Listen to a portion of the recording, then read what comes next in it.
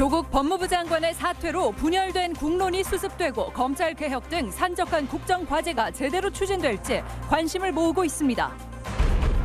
국토정보공사 사장의 관용차 운전기사에 대한 갑질 행태가 국정감사에서 질타를 받았습니다. 지방노동위원회의 현장 조사가 잘 이뤄지지 않아 노동 탄압 사례가 줄어들지 않고 있다는 불만이 제기됐습니다. 안녕하십니까. 전주 MBC 뉴스데스크입니다. 조국 장관의 급작스런 사퇴 소식에 도민들이 특히 충격을 받은 모습입니다. 다른 지역보다 조국 장관 지키기의 요구가 높았던 터라 더욱 아쉬워하면서도 검찰 개혁에는 한뜻이었습니다. 박연선 기자가 도민들의 목소리를 직접 들어봤습니다. 검찰 개혁안을 발표한 조국 법무부 장관의 전격적인 사퇴 발표. 대합실에서 기차를 기다리던 시민들의 시선은 일제히 TV로 쏠렸습니다. 문재인 정부와 조국 장관의 많은 지지를 보내온 만큼 쉽게 납득할 수 없다는 반응이었습니다. 아쉬움이 많죠. 너무너무 많습니다. 어떤 인간적인 면으로 안타깝다라는 말씀밖에 드릴 수가 없어요. 검찰의 무리한 수사를 비판하면서도 현 정부를 위해서는 차라리 잘 됐다는 말로 스스로 위안하기도 합니다. 사태는 잘했다고 생각하고 또 문재인 대통령이 너무 지지율이 떨어지고 그러는 거 보니까 그 조국이 그 사태 때문에 그런 것 같아서.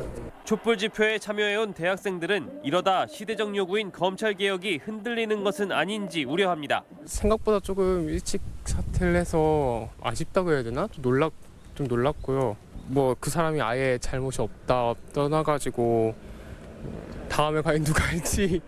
핵심인 검찰 개혁을 뒤로 한 채 조국 장관의 개인 문제를 정쟁거리로 삼아온 정치권에도 쓴소리가 이어졌습니다. 사퇴한다고 해서 그냥 헐 이랬죠. 이제는 어떻게 되는 거지? 이렇게 너무 다 야당이 원하는 대로 다 가는 것 같아서. 전문가들은 조국 사퇴는 시작일 뿐이라며 검찰 개혁을 포함해 이번 사태를 통해 던져진 사회적 문제들의 개선을 촉구했습니다.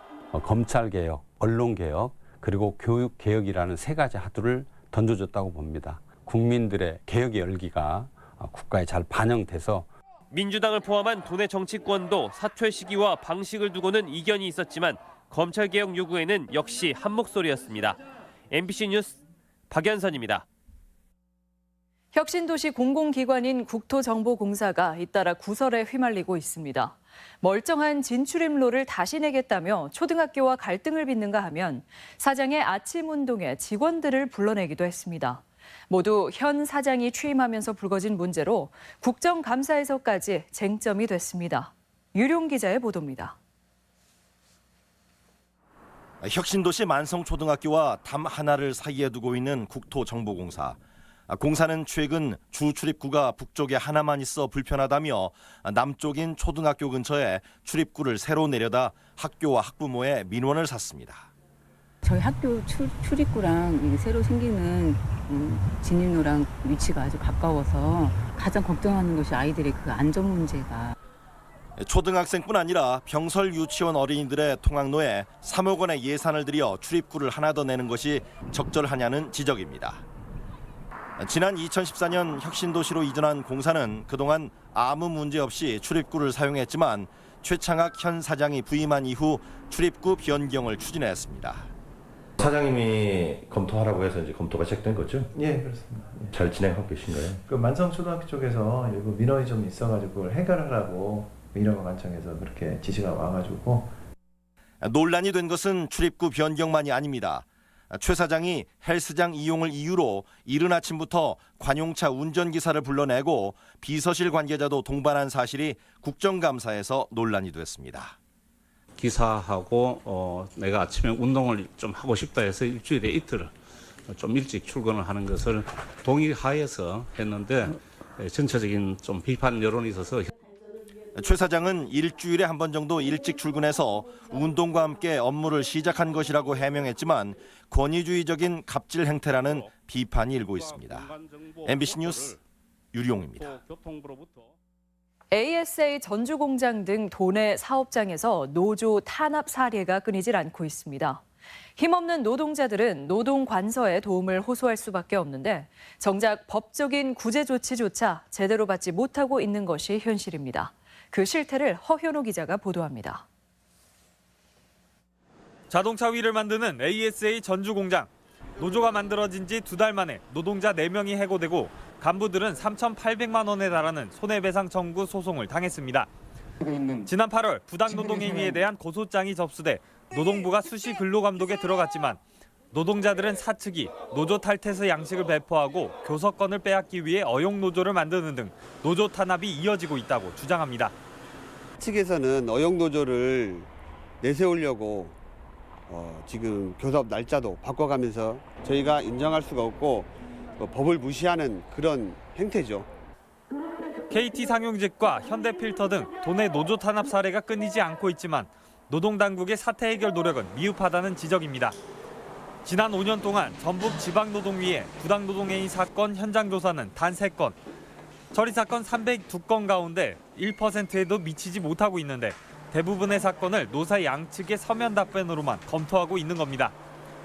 부당하다라고 생각되는 부분들을 부당하다고 생각하고 주장한 사람이 그를 입증을 하고 서면으로 제출을 해야 돼요. 순위로 따지면 뭐 뒤에 2번째이긴 하겠지만 분류율 자체가 전반적으로 이렇게 높지 않기 때문에 도내 부당노동행위 인정률은 고작 5.6%, 화해 사건까지 합해도 10건 중 1건꼴로 구제받는 비율이 강원도에 이어 2번째로 낮습니다. 노동계는 노동자의 기본권을 보호해야 할 기관이 입증 책임을 힘없는 노동자에게 전가하고 있다며 반발하고 있습니다. 현장 조사가 이루어지지 않았을 경우에 억울하게 피해를 보는 노동자들이 더 많이 생길 수도 있고 제대로 판정을 하기가 어려운 상황이 있을 수밖에 없기 때문에 지방노동위원회가 제 역할을 못하면서 노동자들의 고통은 나날이 계속되고 있습니다. MBC 뉴스 허연호입니다. 최근 1급 발암물질 논란을 불러온 페놀폼 단열재가 도내 신축 중인 학교에 사용돼 처리 결과가 주목됩니다.